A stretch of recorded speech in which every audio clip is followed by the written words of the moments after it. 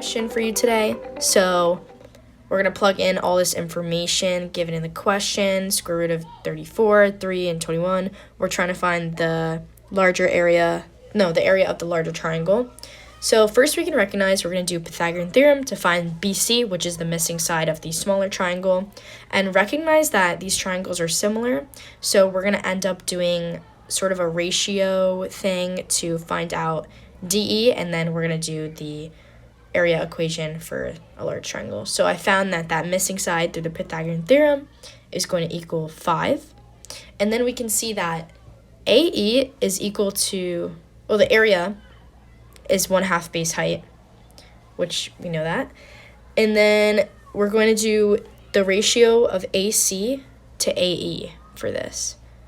So all we need is our height, because now we know our base is 24 because that's 21 plus 3.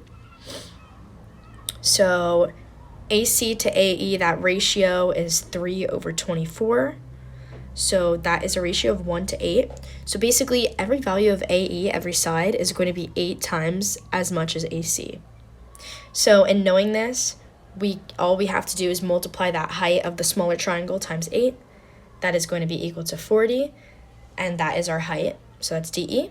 And we can go ahead and plug this into the triangle equation to find our total area. So 1/2 times 24 is 12 times 40 is 480.